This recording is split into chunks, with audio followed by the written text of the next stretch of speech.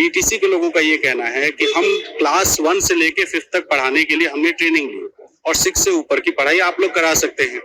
तो अगर आप लोग प्राइमरी में आ जाएंगे तो उनका हक छीन लेंगे। इस बात को आप कैसे जस्टिफाइबल मानते हैं? हम किसी प्रकार से किसी का हक नहीं छीनने आए हैं। अगर बीटीसी वालों को थोड़ा बहुत भी अगर ये पता हो कि बीटीसी के पहले बीएड है, बीएड वाले ही सब बच्चों को पढ़ाना सिखाते हैं, बीटीसी वालों को कई बार क्लास लगा दिया सिखाते हैं। जब बीएड आपको सिखा सकता है तो वो पढ़ा नहीं सकता है, जब वो मास्टर बना सकता है तो बता नहीं सकता है। वही बीएड फिर एमएड करता है, वही एमएड करने के बाद फिर वही क्लास लगाता है। तो हम किसी का हक छीनने के लिए नहीं आए हैं।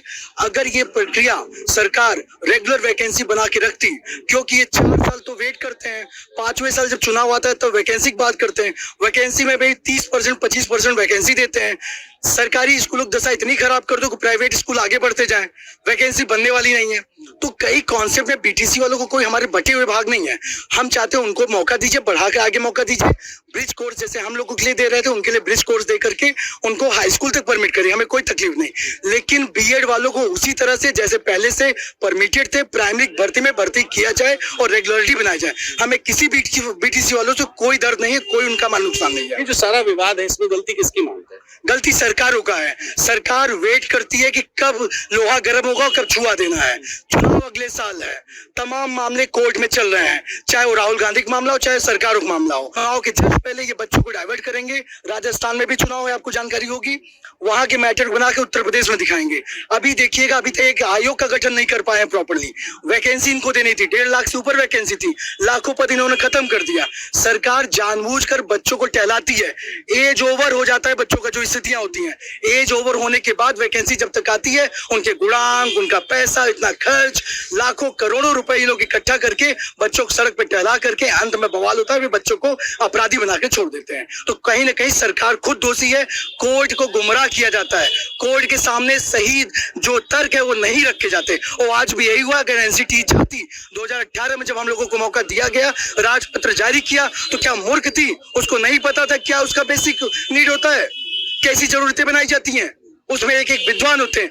दुख इस बात का है कि सर्वोच्च न्यायालय हो या ये सरकार हो, केंद्र सरकार, जब वो एनसीईआरटी को नहीं छोड़ रही है, बिस्कुट टाफी वालों को, डांस और नाच गनैया करने वालों को आप उसमें मेंबर बना रहे हो, तो हम कैसे मान लें कि आप हमारे शिक्षा को आगे बढ़ा रहे हो? तो कहीं ना कहीं सरकार ही हमारी पकड़ बना है। स्थितियां गंभीर है। आज बच्चों की आप एज देख लेंगे तो जो बच्चा बीएड करता है तो वो खेत बेच करके हमारे कई ऐसे मित्रगण हैं जो खेतों को बेच करके ब्याज पर पैसा ले करके वो बीएड कंप्लीट कर रहे हैं। मैंने 2013 में बीएड किया, 1 सत्र का बीएड किया। उस 1 सत्र के बीएड में हमें ज्यादा कुछ नहीं दिक्कत हुई। लेकिन जो बच्चा 2 साल बीएड कर रहा है, उसके बाद भी आप योग्य नहीं है बच्चा, बीएड के लायक हो, बीटीसी को पढ़ा नहीं पाएगा। बीटीसी वालों से हमारा कोई डर नहीं है। तो आपने बीटीसी की है, आपको कुछ राहत हो गई? राहत तो हुई है, पर हम अनकंफर्टेबल महसूस कर रहे हैं, क्योंकि बीएड वालों को भी हक छीना जा रहा है। ये हक बीएड वालों से ना छीना जाए और आगे के इनके बारे में कुछ सोचे, सरकार सोचे। और आगे ये लोग हमारी दीदियां जो इतने साल से तैयारी कर रही हैं, और जब इनको नौकरी पाने के आया है तो फिर इन लोगों का हक छीन लिया गया। ये कहाँ का न्याय है? इसमें भी गलती सरकार की है। सरकार की ही गलती है। इसका खामियाजा किस तरह आप लोग भुगत रहे हो? मैं अनिल कुमार। सर, ये जो ये सरकार की और सुप्रीम कोर्ट के अध्यादेश जो जारी हुआ है सर, ये बहुत बड़ा अन्याय हुआ है हमारे बीएड वालों के लिए। क्योंकि सर इतना हम लोग परिश्रम किए, इतना मेहनत करके, इतना संघर्ष करके हमारे भाई बहन बीएड किए, जो कि हम लोग पिताजी, मेरे भाई, कोई भी हो सर, किसी भी भाई बहन इतने गरीबी, इतनी मजदूरी स्थिति से बीएड करवाए 1.5-2 लाख रुपए खर्च करके, कितनी तकलीफ होती है। आज हम लोग को बाहर कर दिया गया है। हम यही चाहते हैं कि हम लोग को अध्यादेश जारी करके रिवोक करके पीआरटी में शामिल करने का कष्ट करें। हमारा यही मांग है, हमारी यही अपील है। आप क्या कह रहे हैं? सर ये बताइए, जब अध्यादेश 2000 जब एनसीईआरटी अपना नोटिफिकेशन जारी किया 2018 में, क्यों जारी किया था? हम बीटीसी करने जा रहे थे, पापा हमारे जमीन बेच के तब हमको पढ़ाए। 67,000 रुपए हम कोचिंग की फीस टेट के लिए, मेरे टेट में 115 नंबर है और सीटेट में 103 नंबर है। बताइए हम लोग क्या करें? बताइए, हम लोग सड़क पे आ गए 2 दिन से। देखिए बोलते बोलते एकदम गटे बैठ गए सर, क्या करें बताइए? एकदम सर, पापा आज तक पापा का ऑपरेशन कराया है, इतने परेशान है वो लोग, क्या करें क्या ना करें। मन तो कह रहा है सुसाइड कर ले सर, कुछ समझ में नहीं आ रहा सर। 115 नंबर 10 में पाके बैठे हैं, 17,000 रुपए टोटल सुपर टेट और टेट की कोचिंग की फीस दिए हम। सर बताइए ना, कोई कोचिंग ना कोई कोई सपोर्ट नहीं करने के लिए आ रहा, बल्कि कोचिंग वाले कह रहे हैं कि जो हुआ सही हुआ है। बताइए हम लोग करें क्या सर, बताइए। पिताजी क्या करते हैं? पिताजी सर हमारे घर पे थे, किसान है। और किस तरह से, कितनी परेशानी से है कि वो लोग आप लोग को पढ़ा रहे हैं? सर बहुत परेशानी करके सर पढ़ाए हैं सर।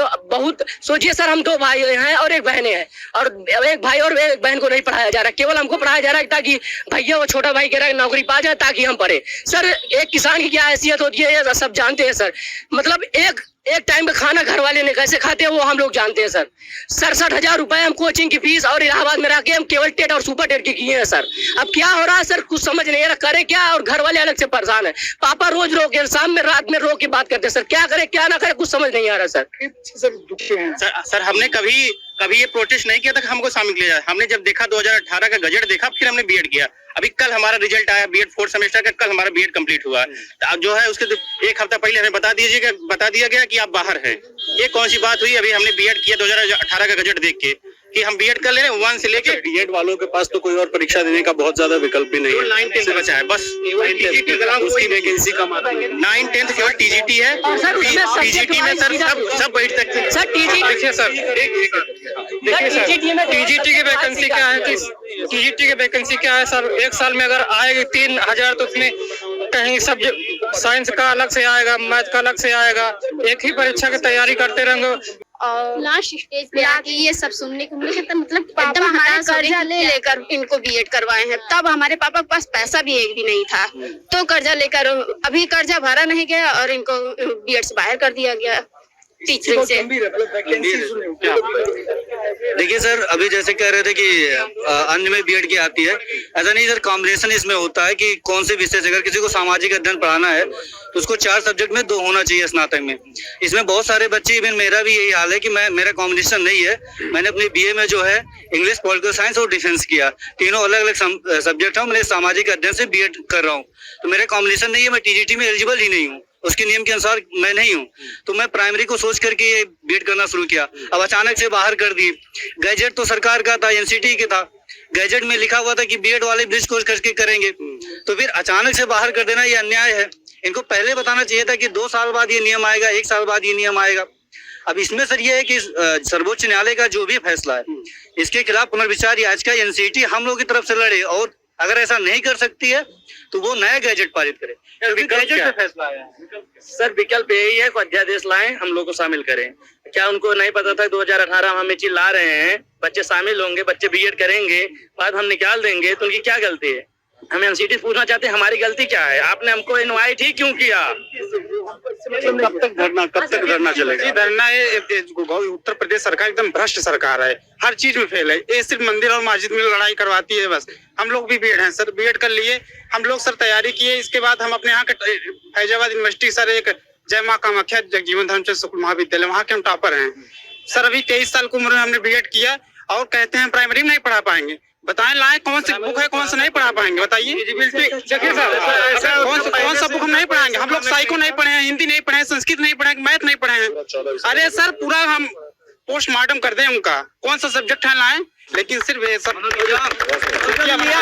जब हम लोग को लिया गया था तब सबसे पहले यही कहा गया था कि शिक्षा की गुणवत्ता सुधारने के लिए बीएड वालों को जरूरी है, और फिर अचानक से हटा लिया जाता है। एक तरह के तो कहा कि गुणवत्ता युक्त शिक्षा अधिकार है और आप गुणवत्ता नहीं दे पाएंगे, तो ये लगातार झूठ बोला जा रहा है ना। गुणवत्ता क्यों नहीं दे पाएंगे? जो हर चीज मैं भी पढ़ रहा हूँ, हर चीज वो भी पढ़ रहे हैं। ये सीधे सीधे एक तरीके से छलावा है। हम लोगों के लिए कोई राह नहीं रखी गई है, सीधा जो है ना। बात ये है सर, जिसे 18 में शामिल किए, इसी वजह से हम लोग बीएड किए, और कोई वजह नहीं है। शामिल नहीं किए होते तो हमारा मन करता था हम बीटीसी करते, हमारा मन करता हम बीएड करते, हमारे पास ऑप्शन रहता है। लेकिन जब आप शामिल कर दिए, दोनों को जब इक्वल कर दिए, तो हमारे पास मतलब इसको करें या उसको करें कोई दिक्कत नहीं है। तो आप हटा देंगे तो हमें ये लगा होगा कि यार बीएड करेंगे तो दोनों में वैकेंसी है, वो अलग की चीज है। वो तो मतलब जिसका रहेगा, जिसका कॉम्बिनेशन रहेगा वो दे लेगा। अभी कुछ लोगों को बता रहे होंगे कॉम्बिनेशन नहीं है, वो नहीं दे पाएंगे। मेरा है, मैं दे पाऊंगा। लेकिन अगर नहीं शामिल किए होते तो हम पक्का बीटीसी किए होते, और बीएड नहीं करना। सर जो बीटीसी की बात करते हैं, एक हमारे भाई हैं साथ में संपर्क में रहते हैं, वो कहे कि यार भैया अभी हमारा केबीएस का हम एग्जाम दिए हैं, अब बीएड वाले जैसे निकलते हैं तो मेरिट डाउन होगी तो हम लोग हो जाएंगे। क्या क्वालिटी है? आप भी पढ़िए, कोई बीटीसी कोई अभ्यर्थी कोई विरोध नहीं कर रहा है। ये सरकार सब खेला कर रही है सर, चुनाव जीतने का एक षड्यंत्र है। ये 24 को अब जीतना चाहती है, इसलिए बीएड और बीटीसी का नाम लगवाई जा रहा है। नंबर पीछे है।